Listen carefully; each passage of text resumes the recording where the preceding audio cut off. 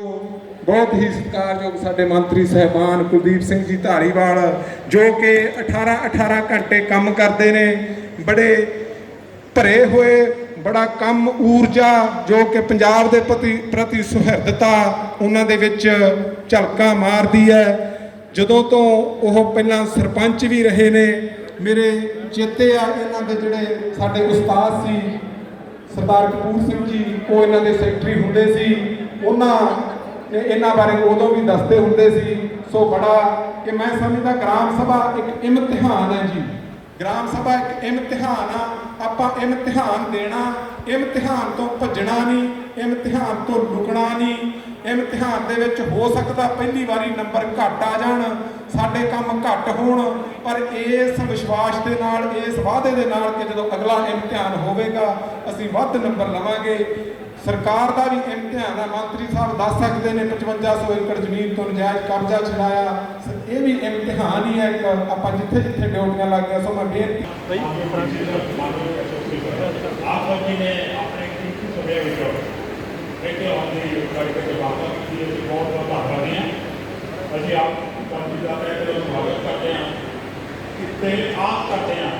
कि मेरे जिले भी दोस्तों ने ग्राम सभा बारे सुनिया, उन्होंने अपने मन में दिखा के लाना। मैं रिक्वेस्ट कराँगा मंत्री साहब को, क्योंकि उन्होंने सानू गाइड करना है। उस तो पहला साढ़े MLA साहब खुडिया साहब, उन्होंने मैं रिक्वेस्ट करूँगा कि अपने विचार पेश कर, ताकि उस बाद मंत्री जी अपने समागम को कंटिन्यू कर सकें। जो सरदार गुरजीत सिंह जी फरीदकोट तो सेखों साहब, अपने देहाती पिंडा के अमित रतन जी, DC साहब, SSP साहब, डिप्टी कलेक्टर साहब, पंचायतों के सारे अधिकारी साहबान, पिंडा विचों आए हुए बहुत ही सत्कारयोग सरपंच साहबान, उन्होंने नाल आए हुए साथी, फतेह प्रवान करो। वाहिगुरू जी का खालसा, वाहिगुरू जी की फतेह।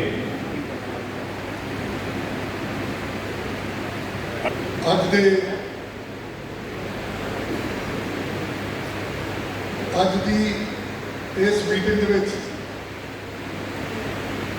जिस मीटिंग दे विच तुसीं बैठे हो, इस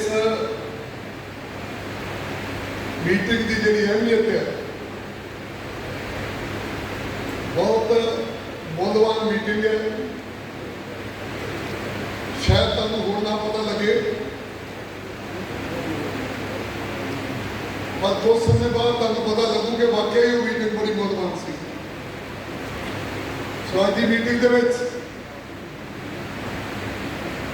तुहाडे चुने हुए साडे मानयोग सारे MLA साहबान, DC साहबान, SSP साहब, साडे पंचायती डिपार्टमेंट के सारे अधिकारी, डिप्टी डायरेक्टर, DDPO, ADC साहब, तुसीं पिंडां दे चुने हुए सारे नुमाइंदे हो, सब तो पहला वाहिगुरू जी का खालसा, वाहिगुरू जी की फतेह। मेरे तो पहला बहुत सारे सूझवान बंदे, बहुत सारे सूझवान बुलारे तुहानूं अज की मीटिंग की अहमियत बारे दस चुके हैं। 1.5-2 घंटे तुसीं बहुत ही चंगे बुलारिਆਂ ਨੂੰ सुनिया, मेरे तो वधिया बुलारिਆਂ ਨੂੰ सुनिया।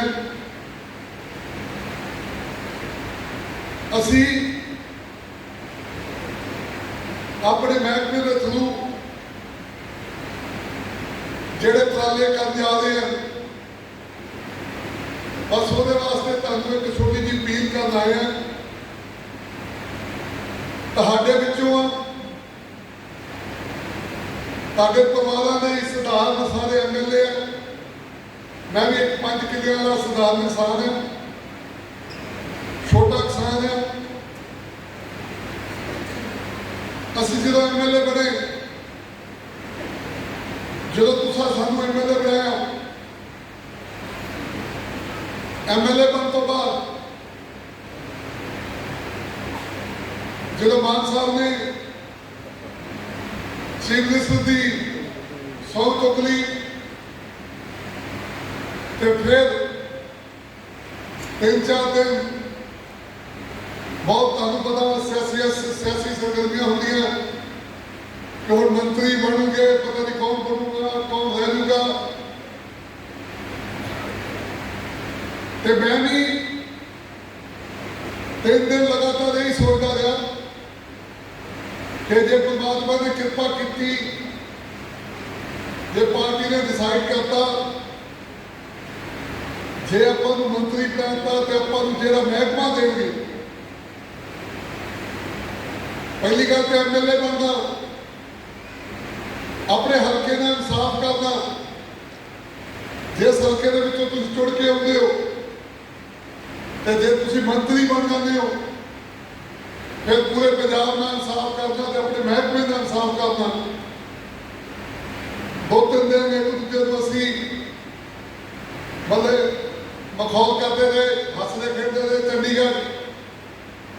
ਫਿਰ ਮੰਤਰੀ ਬਣ ਗਏ, ਮੰਤਰੀਆਂ ਦੀ ਲਿਸਟ ਵਿੱਚ ਨਾਮ ਆ ਗਿਆ, ਬਹੁਤ ਲੋਕਾਂ ਨੇ ਵਧਾਈਆਂ ਦਿੱਤੀਆਂ, ਕਈ ਕੁਝ ਹੋਇਆ। ਫਿਰ ਹੋਰ ਚਿੰਤਾ ਵੱਧ ਗਈ ਤੇ ਮੰਤਰੀ ਤੇ ਬਣ ਗਏ। ਹੁਣ ਪਤਾ ਨਹੀਂ ਕਿੱਦਾਂ ਦੀ ਜ਼ਿੰਮੇਵਾਰੀ ਸਾਡੇ ਚੀਫ ਮਿਨਿਸਟਰ ਸਾਹਿਬ ਨੇ ਦੇਣੀ ਹੈ। 2 ਦਿਨ ਦੀ ਉਡੀਕ ਤੋਂ ਬਾਅਦ ਜਦੋਂ ਅਨਾਉਂਸ ਹੋਇਆ ਤੇ ਜਦੋਂ ਆਪਾਂ ਨੂੰ ਦਿਹਾਤੀ ਵਿਕਾਸ ਤੇ ਪੰਚਾਇਤੀ ਰਾਜ ਤੇ ਪਸ਼ੂ ਪਾਲਣ ਮੰਤਰੀ ਤੇ ਇਹਨਾਂ ਦਾ ਮੰਤਰੀ 3 ਮਹਿਕਮੇ ਮਾਨ ਸਾਹਿਬ ਨੇ ਦਿੱਤੇ। 3 ਮਹਿਕਮੇ ਸਿੱਧੇ ਪਬਲਿਕ ਡੀਲਿੰਗ ਵਾਲੇ ਆ, ਸਿੱਧੇ ਲੋਕਾਂ ਨਾਲ ਜੁੜਦੇ ਆ। ਔਰ ਮੇਰਾ ਮਨ ਬਹੁਤ ਖੁਸ਼ ਹੋਇਆ ਕਿਉਂਕਿ ਮੈਂ ਛੋਟੀ ਉਮਰੇ ਮਾਝੇ ਦੇ ਜਿਹੜੇ ਪਹਿਲੇ ਵੱਡੇ 5 ਪਿੰਡ ਆ, ਉਹਨਾਂ ਚੋਂ ਮੇਰਾ ਪਿੰਡ ਜਗਦੇਵ ਕਲਾਂ। ਪਹਿਲਾਂ ਮੇਰੇ ਵੱਡੇ ਭਾਈ ਸਾਹਿਬ ਸਰਪੰਚ ਹੁੰਦੇ, ਫਿਰ ਮੈਂ ਖੁਦ ਸਰਪੰਚ ਰਿਹਾ ਉੱਥੇ।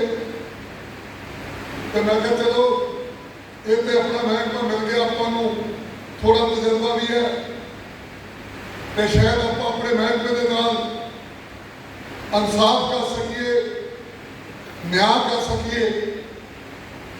ਸੋ 2 ਦਿਨਾਂ ਬਾਅਦ ਜਦੋਂ ਚਾਰਜ ਲੈ ਲਿਆ ਤੇ ਫਿਰ ਇਹ ਵਿਚਾਰ ਮਨ ਚ ਆਈ ਕਿ ਆਪਾਂ ਨੂੰ ਕਰਨਾ ਕੀ ਚਾਹੀਦਾ, ਹਟਵਾ ਕਰਨਾ ਚਾਹੀਦਾ।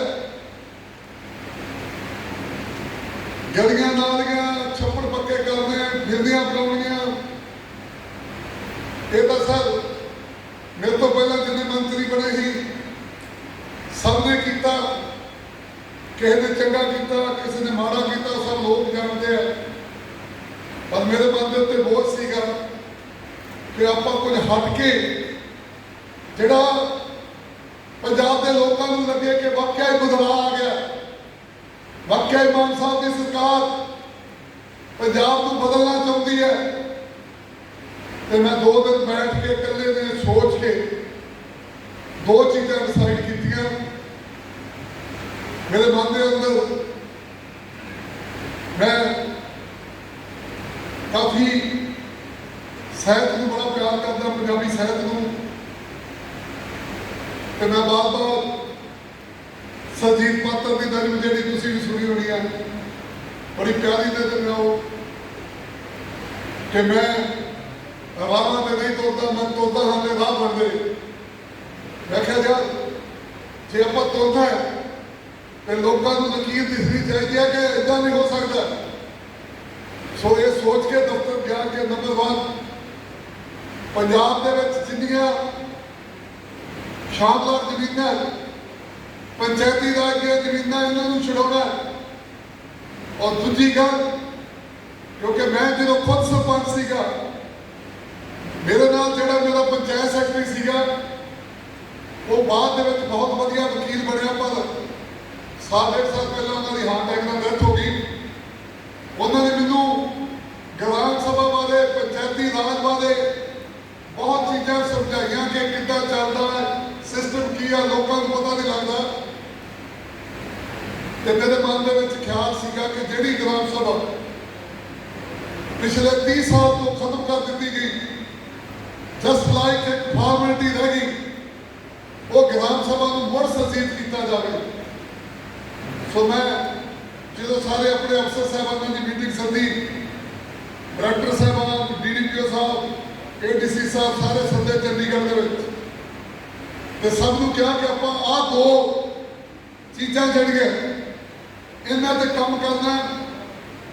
ਤੇ ਜਦੋਂ ਕਿਹਾ ਕਿ ਸ਼ਾਮਲਾਰ ਜ਼ਮੀਨਾਂ ਛਡਾਉਣੀਆਂ, ਤੇ ਬਹੁਤ ਲੋਕਾਂ ਨੇ ਮੈਨੂੰ ਸਮਝਾਇਆ, ਮੇਰੇ 2-3 ਅਫਸਰਾਂ ਨੇ ਕਿਹਾ ਜੀ ਇਹ ਤੇ ਬੜਾ ਔਖਾ ਕੰਮ ਹੈ, ਇਹ ਤਾਂ ਤੁਸੀਂ ਉੱਦਾਂ ਕਹਿਤਾ। ਇੱਕ ਵੇਲੇ ਅਫਸਰ ਨੇ ਕਿਹਾ ਜੀ ਇਹ ਤਾਂ ਸੱਪ ਦੀ ਰੋਡ ਵਿੱਚ ਹੱਥ ਪਾਉਣ ਵਾਲੀ ਗੱਲ ਹੈ, ਬੜੇ ਬੜੇ ਵੱਡੇ ਲੋਕਾਂ ਦੀ ਜ਼ਮੀਨਾਂ ਮੱਲੀਆਂ ਧਾਰੀਆਂ ਸਭ ਔਖਾ ਕੰਮ ਜੇ। ਮੈਂ ਕਿਹਾ ਸਰ ਬਸ ਆਏ ਕਰਕੇ ਲੋਕਾਂ ਨੇ ਵੋਟਾਂ ਇਸ ਕਰਕੇ ਪਾਈਆਂ ਕਿ ਸੱਪ ਦੀ ਰੋਡ ਦੇ ਵਿੱਚ ਹੱਥ ਪਾਉਣਾ ਹੈ, ਪੰਜਾਬ ਨੂੰ ਜੇ ਬਚਾਉਣਾ ਹੈ ਤੇ ਪੰਜਾਬ ਨੂੰ ਡੰਗਣ ਵਾਲੇ ਸੱਪਾਂ ਦੀ ਧੌਣ ਨੂੰ ਫੜਨਾ ਪਊਗਾ। ਇਸ ਕਰਕੇ ਮੈਂ ਕਿਹਾ ਜੀ ਕੋਈ ਚੱਕਰ ਨਹੀਂ, ਆਪਾਂ ਜ਼ਮੀਨਾਂ ਛਡਾਵਾਂਗੇ। ਔਰ ਜਦੋਂ ਅਸੀਂ ਸ਼ੁਰੂ ਕੀਤਾ, ਕਈਆਂ ਨੇ ਸਾਡੀ ਬਹੁਤ ਆਲੋਚਨਾ ਕੀਤੀ, ਬਹੁਤ ਕਿਹਾ ਜੀ ਇੱਦਾਂ ਹੋ ਰਿਹਾ ਜੀ, ਗੈਰ ਕਾਨੂੰਨੀ ਹੋ ਰਿਹਾ ਜੀ, ਫਲਾਣ ਹੋ ਰਿਹਾ ਜੀ। ਫਟਾਫਟ ਟੀਵੀਆਂ ਤੇ ਆ ਗਏ ਜਿਨ੍ਹਾਂ ਨੂੰ ਆਦਤ ਸਿਰਫ ਬੋਲਣ ਦੀ ਆ, ਕੰਮ ਕਰਨ ਦੀ ਕੋਈ ਆਦਤ ਨਹੀਂ। ਮੈਂ ਉਦੋਂ ਵੀ ਸਭ ਮੀਡੀਆ ਨੂੰ ਕਿਹਾ ਸੀਗਾ ਕਿ ਰੁਕ ਜਾਓ, ਤੁਹਾਡੇ ਸਾਹਮਣੇ ਸਭ ਕੁਝ ਹੋਊਗਾ। ਅੱਜ ਮੈਂ ਮਾਣ ਨਾਲ ਕਹਿ ਸਕਦਾ ਕਿ ਸਰਦਾਰ ਭਗਵੰਤ ਸਿੰਘ ਮਾਨ ਜੀ ਦੀ ਸਰਕਾਰ ਨੇ, ਉਹਨਾਂ ਦੀ ਅਗਵਾਈ ਹੇਠ, ਉਹਨਾਂ ਦੇ ਦਿਸ਼ਾ ਨਿਰਦੇਸ਼ਾਂ ਦੇ ਉੱਤੇ ਅਸੀਂ 5500 ਏਕੜ ਜ਼ਮੀਨ ਜਿਹੜੀ ਹੈ ਉਹ ਛਡਾਈ ਹੈ। ਅਸੀਂ ਜਦੋਂ ਸ਼ੁਰੂ ਕੀਤਾ ਤੇ ਸਾਡੇ ਕੋਲ ਕਰੀਬ 50,000 ਏਕੜ ਏਦਾਂ ਦੀ ਜ਼ਮੀਨ ਹੈ ਜਿਹੜੀ ਲੋਕਾਂ ਨੇ ਮੱਲੀ ਹੈ।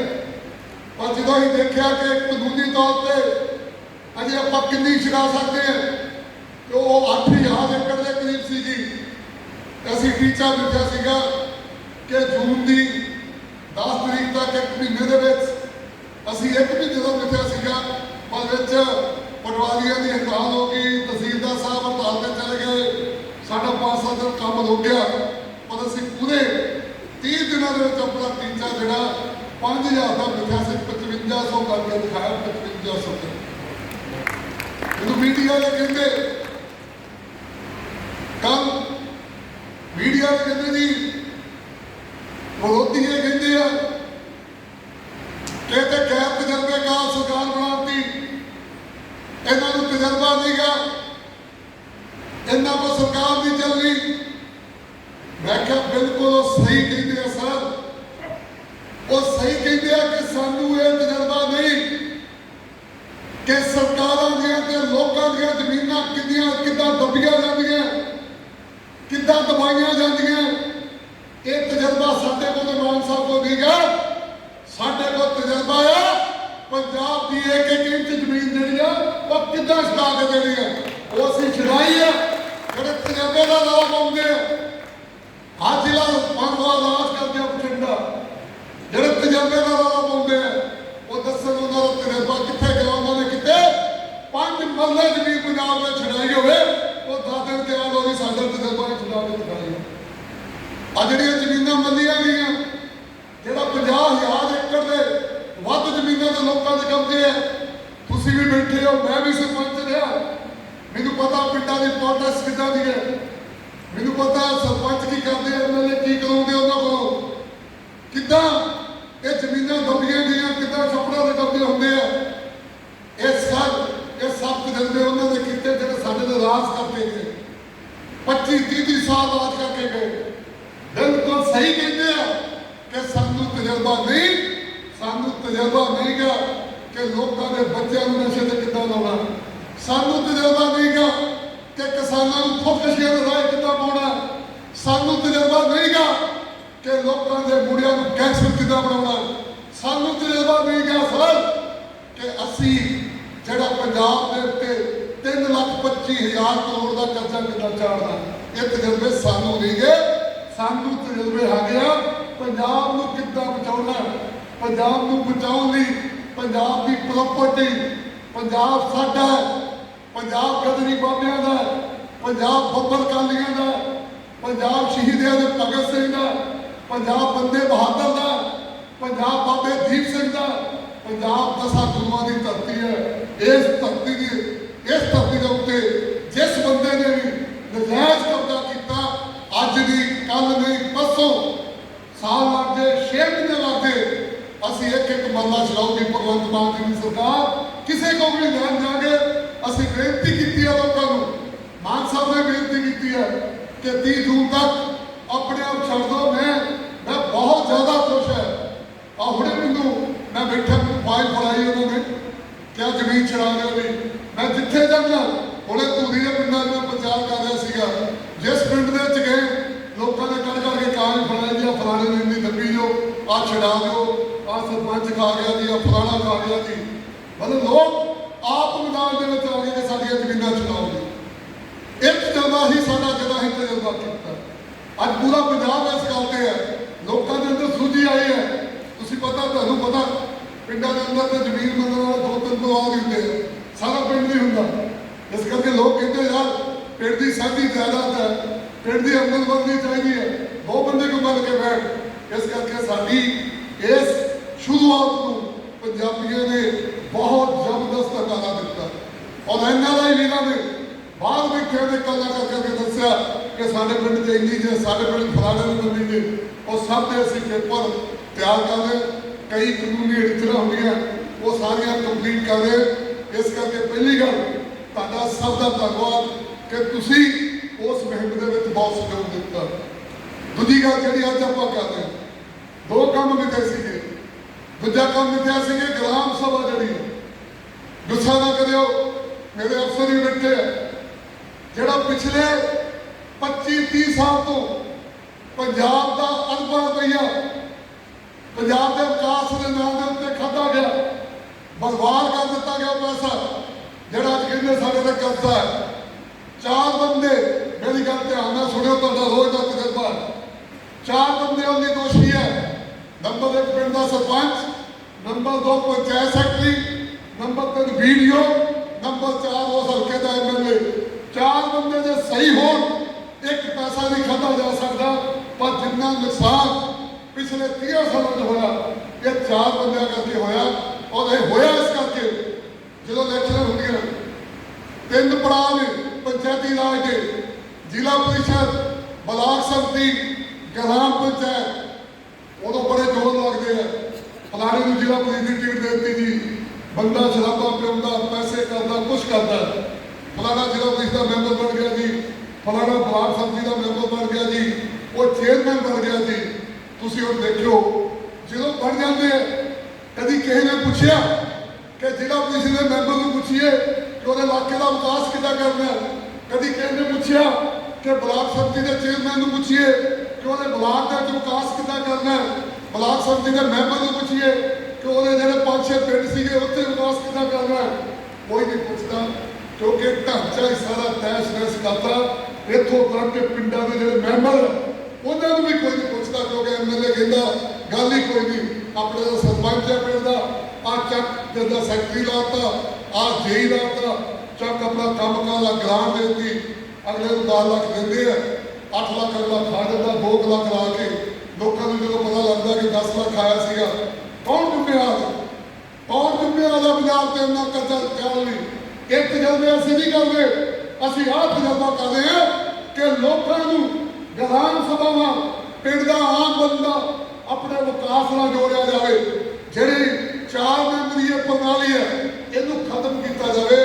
ਕੱਲਾ ਸਰਪੰਚ ਹੀ ਨਾ ਹੋਵੇ, ਪੂਰਾ ਪਿੰਡ ਕਵੇ ਕਿ ਯਾਰ ਪਿੰਡ ਦਾ ਛੱਪੜ ਬਣਾਉਣਾ, ਪਿੰਡ ਦੇ ਵਿੱਚ ਜਿਮ ਬਣਾਉਣੀ ਹੈ, ਪਿੰਡ ਦੇ ਸਟੇਡੀਅਮ ਬਣਾਉਣਾ, ਪਿੰਡ ਦੇ ਸਕੂਲ ਬਣਾਉਣਾ, ਸਾਰੇ ਪਿੰਡ ਦੀ ਰਾਏ ਲਈ ਜਾਵੇ। ਇਸ ਕਰਕੇ ਗ੍ਰਾਮ ਸਭਾ ਦੀ ਜਿਹੜੀ ਅਹਿਮੀਅਤ ਹੈ ਉਹ ਬਹੁਤ ਵੱਡੀ ਹੈ।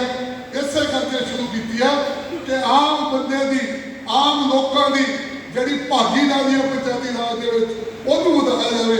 ਇਸ ਕਰਕੇ ਅਸੀਂ ਇਹ ਗ੍ਰਾਮ ਸਭਾਵਾਂ ਜਿਹੜੀਆਂ ਉਹ 15 ਤਰੀਕ ਤੋਂ 26 ਤੱਕ ਅਸੀਂ ਕਰ ਰਹੇ। 26 ਜੂਨ ਨੂੰ ਕਿਉਂਕਿ ਨਸ਼ੇ ਵਿਰੋਧੀ ਦਿਨ ਵੀ ਹੁੰਦਾ, ਔਰ 26 ਜੂਨ ਜਦੋਂ ਅਸੀਂ ਹਾੜੀ ਦੀ ਗ੍ਰਾਮ ਸਭਾ ਕਰਦੇ ਹਾਂ ਉਹਦਾ ਆਖਰੀ ਦਿਨ ਹੁੰਦਾ।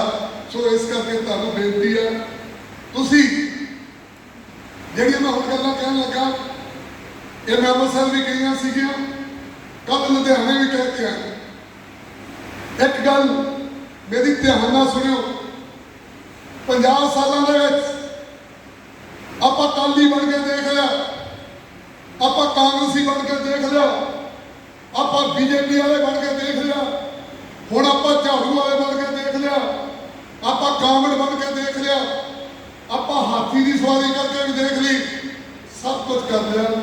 ਤੁਹਾਨੂੰ ਬੇਨਤੀ ਹੈ, ਪੰਜਾਬ ਦੀ ਬੜੀ ਮੰਦੀ ਹਾਲਤ ਜੇ ਇੱਕ ਵਾਰ ਪੰਜਾਬ ਦੇ ਪੁੱਤ ਬਣ ਜਾਓ, ਇੱਕ ਵਾਰ ਜੇ ਪਿੰਡ ਦੇ ਜਨਮ ਲਿਆ ਜੇ, ਉਸ ਪਿੰਡ ਦੇ ਪੁੱਤ ਬਣ ਜਾਓ ਤਾਂ ਤੁਹਾਡਾ ਭਲਾ ਹੋਣਾ, ਵਰਨਾ ਤੁਹਾਡਾ ਭਲਾ ਨਹੀਂ ਹੋ ਸਕਦਾ। ਸਾਡਾ ਡਿਪਾਰਟਮੈਂਟ ਜਿਹੜਾ ਦਿਹਾਤੀ ਵਿਕਾਸ ਤੇ ਪੰਚਾਇਤੀ ਰਾਜ ਡਿਪਾਰਟਮੈਂਟ ਜਿਹੜਾ ਇਹ ਪੂਰੇ ਪੰਜਾਬ ਦੇ ਵਿੱਚ ਗ੍ਰਾਮ ਸਭਾਵਾਂ ਕਰਨ ਜਾ ਰਿਹਾ। ਪਰਸੋਂ 15 ਤਰੀਕ ਤੋਂ ਸ਼ੁਰੂ ਕਰ ਰਹੇ, 15 ਤੋਂ ਲੈ ਕੇ 26 ਤੱਕ ਪੰਜਾਬ ਦੇ ਕਰੀਬ 13,000 ਪਿੰਡਾਂ ਦੇ ਵਿੱਚ ਅਸੀਂ ਗ੍ਰਾਮ ਸਭਾਵਾਂ ਕਰਦੀਆਂ।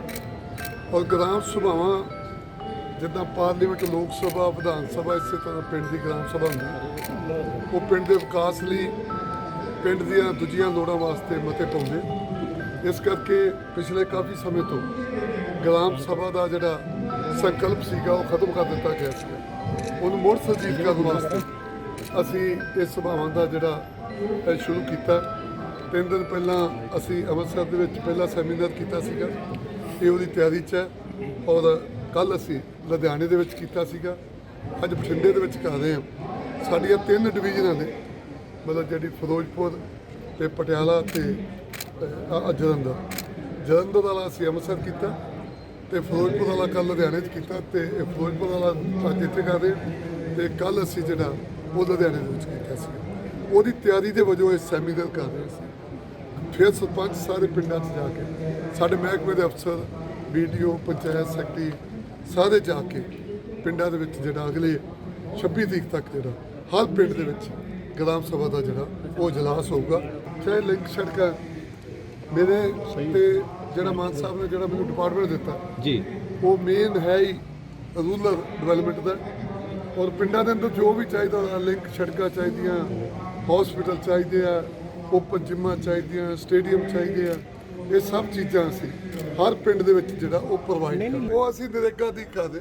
ਉਹ ਨਰੇਗਾ ਦੇ ਅੰਦਰ ਪਹਿਲਾਂ ਤਾਂ ਅਸੀਂ ਸਭ ਲੋਕਾਂ ਨੂੰ ਬੇਨਤੀ ਕਰਦੇ ਕਿ ਉਹ ਸੜਕਾਂ ਦੇ ਪਏ ਜਿਹੜੇ ਨਾ ਵੱਢਣ, ਉਹਨਾਂ ਦਾ ਰਸਤਾ ਉਹਨਾਂ ਨੇ ਲੰਘਣਾ, ਉਹਨਾਂ ਦੀਆਂ ਟਰੈਕਟਰ ਟਰਾਲੀਆਂ ਨੇ ਲੰਘਣਾ। ਔਰ ਜਿੱਥੇ ਕਿਤੇ ਵੱਢਿਆ ਗਿਆ ਅਸੀਂ ਉੱਥੇ ਨਰੇਗਾ ਦੇ ਥਰੂ ਜਿਹੜਾ ਉਹਦੀ ਮਿੱਟੀ ਵਗੈਰਾ ਲਵਾਵਾਂਗੇ, ਉਹਨੂੰ ਠੀਕ ਕਰਾਂਗੇ। ਜਿੱਥੇ ਵੀ ਪੰਜਾਬ ਦੇ ਵਿੱਚ ਕਿਸੇ ਨੇ ਵੀ ਕਬਜ਼ਾ ਕੀਤਾ ਹੋਊਗਾ ਅਸੀਂ ਉਹਦੇ ਖਿਲਾਫ ਕਾਰਵਾਈ। ਚੰਡੀਗੜ੍ਹ ਦੇ ਵਿੱਚ ਇੱਕ ਦਿਨ ਅਸੀਂ 292 ਏਕੜ ਦਾ ਕਬਜ਼ਾ ਲਿਆ। ਅਸੀਂ ਜਲਦੀ ਤੁਹਾਨੂੰ 1-2 ਦਿਨਾਂ ਦੇ ਵਿੱਚ ਖਬਰ ਦਿਆਂਗੇ। ਸਾਡਾ ਹੁਣ ਫੋਕਸ ਜਿਹੜਾ ਉਹ ਚੰਡੀਗੜ੍ਹ 'ਤੇ ਹੋਊਗਾ ਕਿਉਂਕਿ ਝੋਨਾ ਲੱਗਣਾ ਸ਼ੁਰੂ ਹੋ ਗਿਆ ਤੇ ਅਸੀਂ ਜਿਹੜੀ ਪਿੰਡਾਂ ਦੇ ਵਿੱਚ ਖੇਤੀ ਵਾਲੀ ਜ਼ਮੀਨਾਂ ਛਡਾਈਆਂ ਸੀਗੀਆਂ, ਸਾਨੂੰ ਮੇਨ ਸੀਗਾ ਕਿ ਝੋਨਾ ਲੱਗਣ ਤੋਂ ਪਹਿਲਾਂ ਛਡਾ ਲਈਏ। ਹੁਣ ਸਾਡਾ ਸਾਰਾ ਜਿਹੜਾ ਫੋਕਸ ਆ ਉਹ ਅਸੀਂ ਜਿਹੜਾ ਚੰਡੀਗੜ੍ਹ ਦੇ ਆਲੇ ਦੁਆਲੇ ਤੇ ਜਿਹੜੀਆਂ ਸ਼ਹਿਰੀ ਸਾਡੀਆਂ ਜ਼ਮੀਨਾਂ ਉੱਥੇ